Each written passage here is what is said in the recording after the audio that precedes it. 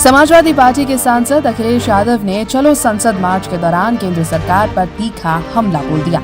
उन्होंने कहा कि एक तरफ उनके सांसदों को पुलिस थाने में बैठाकर रखा गया है, जबकि दूसरी तरफ बाहर छात्रों पर लाठीचार्ज किया जा रहा है।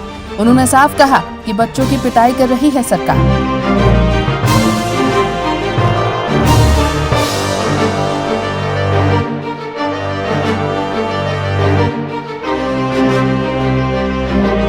उन्होंने सवाल उठा दिया कि आखिर ये कैसी सरकार है जो अपने ही बच्चों की बात सुनने को तैयार नहीं। अखिलेश यादव ने कहा कि अगर नीट परीक्षा में गड़बड़ी हुई तो उसकी जिम्मेदारी किसकी है? परीक्षा कराने की तैयारी किसे करनी चाहिए थी और इस पूरे मामले में किसकी विश्वसनीयता दांव पर लगी है?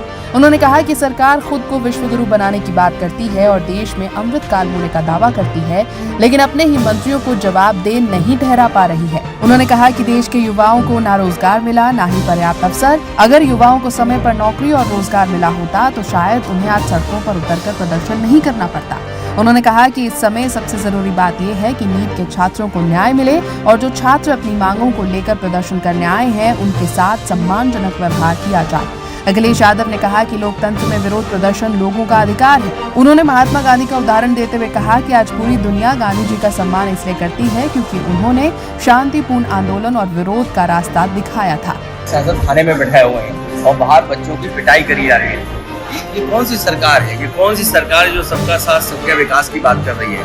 आप बच्चों की सुनना नहीं चाहते। सरकार है क्या अहंकार है आपके अंदर? ये अहंकार बोल रहा है। अगर सरकार होती तो सुनती, बच्चों की बात सुनती। और नीट एग्जामिनेशन अगर हुआ है और उसमें अगर ये धांधली हुई है तो उसका जिम्मेदार कौन है? क्रेडिबिलिटी किसकी है? किसको ये तैयारी करनी थी? आप विश्व गुरु बनना चाहते हैं, दुनिया में आप कह रहे हैं अमृत काल है, लेकिन आपके मंत्री आप नहीं हटा पा रहे और आपके यूपी के मुख्यमंत्री ने आपके दिल्ली के ऊपर आरोप लगा दिया। SIT बना करके क्या तैयारी कर दी कि मंदिर में चोरी हुई?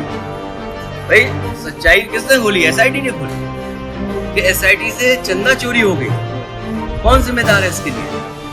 नीट आप एग्जामिनेशन नहीं करा रहे हो, एग्जामिनेशन कराया उसके बाद भी शिकायतें हैं, तो आप क्या किस दिशा में देश को ले जाना चाहते हो? नौकरी रोजगार दिए नहीं। अगर नौकरी रोजगार दिए होते इतने बच्चे क्या यहाँ सड़कों पे आते? अभी सबसे पहला सवाल ये है कि नीट के बच्चों को न्याय मिले और यहाँ के जो बच्चे जो आए आंदोलनकारी उनके साथ व्यवहार अच्छा हो।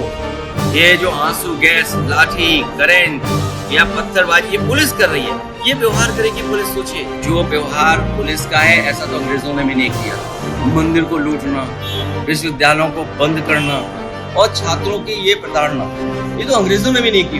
अंग्रेजों ने तो सुना है। अगर कोई धरना प्रदर्शन में बैठा है तो उसकी बात सुनी। इसीलिए गांधी आज दुनिया में पूजे जाते हैं। गांधी की तस्वीर, प्रतिमा दुनिया में है, इसीलिए कि उन्होंने रास्ता दिखाया कि ये आंदोलन का रास्ता है।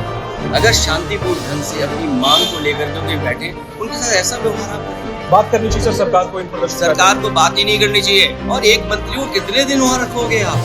क्यों एक जगह में बैठा के रखते हो? जब एक मंत्री एक जगह बैठता है तो अपने आदमियों को सेट कर लेता है और अपने आदमियों को सेट करने के बाद करप्शन बड़े पैमाने पर होता है। आप बदलते रहिए। लोहिया जी यही कहते थे ना, सरकार बदलनी चाहिए उसी तरह जैसे रोटी बदलती है। तो सरकार में बैठे हुए मंत्री तो बदले। और अभी तो सरकार सम्मानजनक, नहीं तो सम्मानजनक बदलाव सरकार का ना हो जाए कहीं। ये जो आंदोलनकारियों को हटा रहे हैं कहीं सम्मानजनक विदाई सरकार की ना हो जाए। सच्चाई के साथ जुड़िए डेली इंडिया न्यूज के साथ। तो देर किस बात की? डेली इंडिया न्यूज अब आपके WhatsApp पर भी उपलब्ध है। जुड़ना बहुत आसान है। बस सामने दिख रहे QR कोड को स्कैन करें या नीचे दिए गए लिंक पर क्लिक करें। और हाँ, चैनल को फॉलो करने के बाद बेल आइकन दबाना ना भूलें ताकि कोई भी जरूरी अपडेट मिस ना हो।